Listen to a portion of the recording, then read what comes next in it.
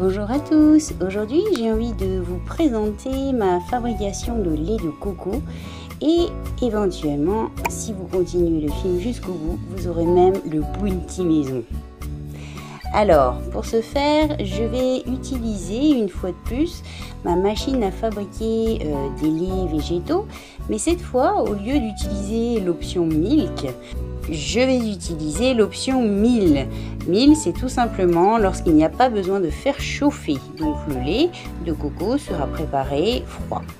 Ainsi, rien des éléments de votre préparation n'est altéré par un mode quelconque de chauffage.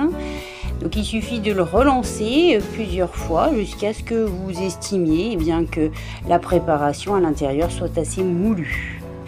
Après ceci, donc, il suffit simplement de retirer le petit filtre et puis de transvaser votre préparation obtenue, donc ici mon lait de coco maison, dans une bouteille de verre si possible, inoxydable bien entendu, et puis de le conserver donc au réfrigérateur jusqu'à la fin de sa consommation, qui de toute façon ne devra pas excéder au-delà de 2-3 jours. Voici donc ce qu'il en reste du petit ami. Donc c'est la suite en fait, voilà la suite de la préparation que je voulais vous montrer, c'est-à-dire que ce qu'on en récupère est cette fois très mixé et puis assez humidifié. Donc je mets du chocolat noir en sous-couche dans mes petits moules.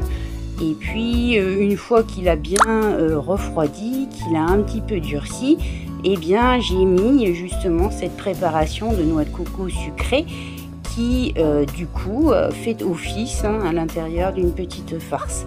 Ensuite je recouvre, je nappe bien généreusement le dessus. Voilà, et après il suffit de le laisser un petit peu prendre au frais. Et voici le résultat. Bon appétit à tous!